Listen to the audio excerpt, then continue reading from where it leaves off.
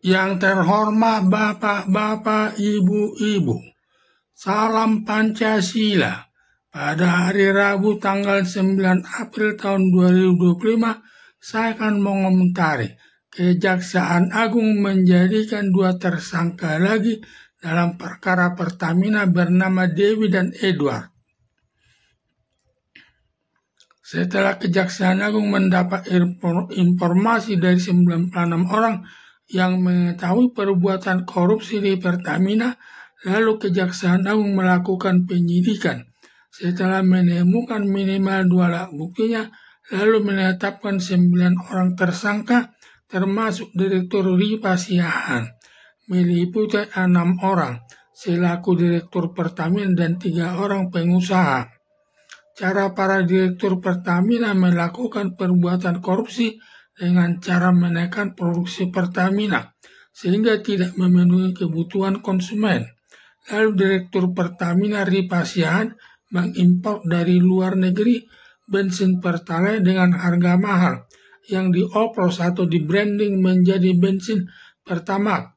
Selisih harganya per liter sekira Rp3.000 dengan bensin Pertalite, dan selisih Rp3.000 dikorupsi Direktur Pertamina selama 1 tahun. Pertamina mengalami kerugian sebesar 193,7 triliun.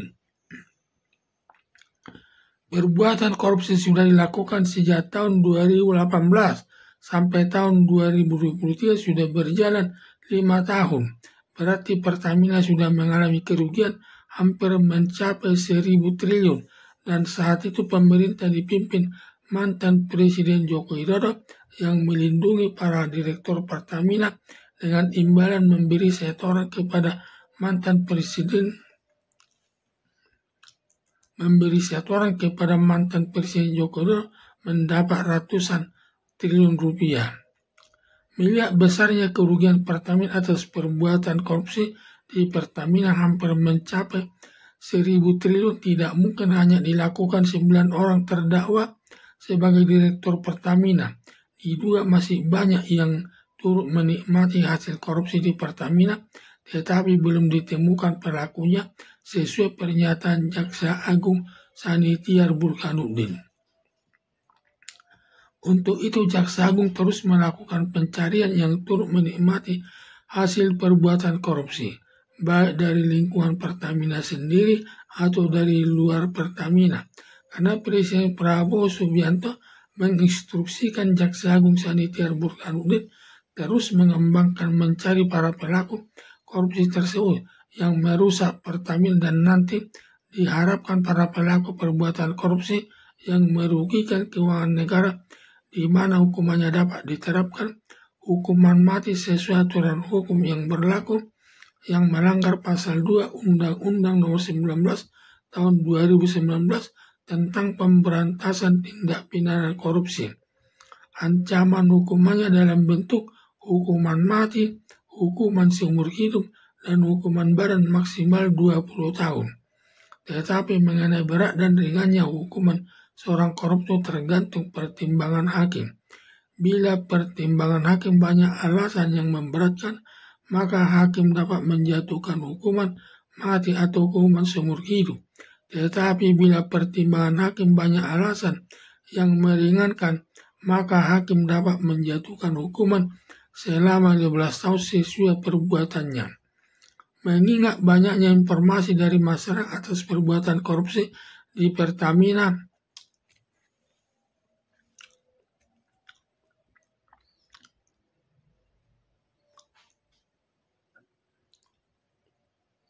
masuk ke penyidik Kejaksaan Agung setelah dilakukan pemeriksaan telah menemukan minimal 2 alat buktinya, lalu penyidik Kejaksaan Agung menetapkan sebagai tersangka. Kejaksaan Agung menjadikan 2 tersangka lagi dalam perkara Pertamina bernama Dewi dan Edward. Masih dalam pemeriksaan terkait saksi-saksi yang mengetahui perbuatan korupsi yang dilakukan tersangka Dewi dan Edward tersebut. Setelah lengkap semua hasil pemeriksaannya, maka penyidik Kejaksaan Agung melimpahkan perkara terdakwa Dewi dan terdakwa Edward ke pengadilan untuk diperiksa hakim semua alat buktinya berupa keterangan saksi-saksi, saksi ahli, surat-surat, bukti elektronika terdakwa Dewi dan terdakwa Edward dan barang buktinya.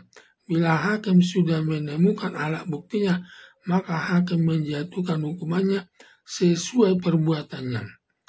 Dijadikannya Dewi dan Edward sebagai tersangka Pertamina terkait perbuatan korupsi oleh Kejaksaan Agung atas permintaan atau instruksi Presiden Joko Widodo kepada Jaksa Agung Sanitiar Burhanuddin.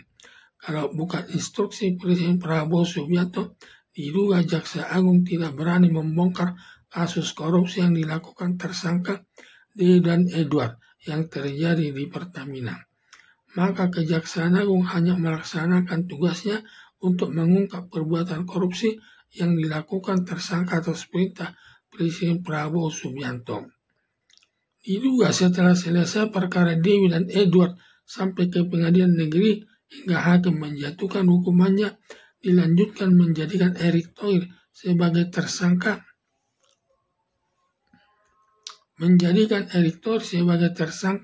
Selaku Menteri Badan Usaha milik negara karena Jaksa Agung Sanitiar Burhanuddin sudah menemukan kesalahan Erick Thohir melakukan perbuatan korupsi di Pertamina ketika memeriksa para direktur Pertamina, membuka rahasianya kepada penyidik Kejaksaan Agung, di mana para direktur Pertamina yang dijadikan sebagai tersangka tidak bisa menerimanya, yang merasa para direktur Pertamina dikorbankan, padahal para direktur Pertamina sudah memberikan uang tiap bulan sebesar 50 miliar kepada Erick Thohir sebagai uang keamanan tidak sampai menimbulkan masalah. Berdasarkan hal tersebut, Kejaksaan Agung berhasil membongkar kesalahan Erick Thohir setiap bulan menerima uang 50 miliar dari para direktur Pertamina yang sudah dijadikan sebagai tersangka. Erick Thohir selaku Menteri Badan Usaha milik negara atau BUMN menerima 50 miliar tiap bulan dari para direktur Pertamina, mengingat peranan Erick Thohir selaku Menteri Badan Usaha milik negara atau BUMN sangat besar kewenangannya bahwa para direktur Pertamina hasil penempatan Erick Thohir yang mempunyai kewenangan melakukan pemecatan atas direktur Pertamina tersebut. Tetapi Erick Thohir menyalahgunakan kewenangannya menerima 50 miliar tiap bulan dari para direktur Pertamina yang merupakan perbuatan korupsi yang tidak merugikan keuangan negara, yang melanggar undang-undang tentang pemberantasan tindak pidana korupsi. Ancaman hukumannya seumur hidup dan hukuman badan maksimal 20 tahun. Seharusnya Menteri Badan Usaha milik negara Erick Thohir memecat para direktur Pertamina tersebut yang melakukan korupsi atau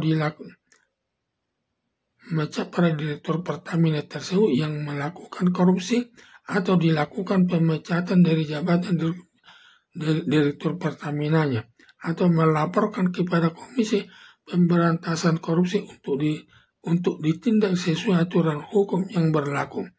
Tetapi malah sebaliknya Erick Thohir membiarkan para direktur Pertamina melakukan perbuatan korupsi sampai 5 tahun yang merugikan Pertamina hampir 1.000 triliun. Berdasarkan alasan tersebut, sudah kuat Kejaksaan Agung menyatakan Erick Thohir melakukan kesalahan terkait perbuatan korupsi di Pertamina selaku Menteri Badan Usaha milik negara. Untuk itu, setelah Jaksa Agung Sanitiar Burhanuddin selesai menangani perkara Dewi dan Edward atas perbuatan korupsi di Pertamina hingga mendapat putusan hakim sesuai perbuatannya. Selanjutnya, Jaksa Agung Sanitiar Burhanuddin melakukan pemeriksaan semua saksi yang mengetahui perbuatan korupsi di Pertamina. Setelah menemukan 2 alat buktinya, maka penyidik Kejaksaan Agung menetapkan Erick Thohir sebagai tersangka selaku Menteri Badan Usaha milik negara atau BUMN.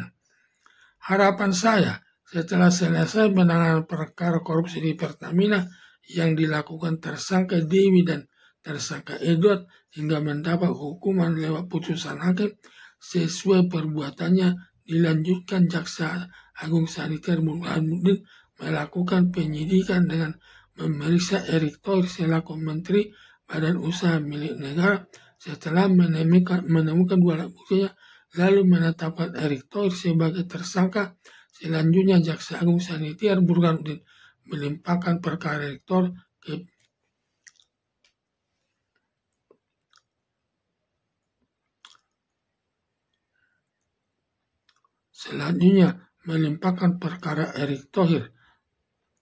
ke pengadilan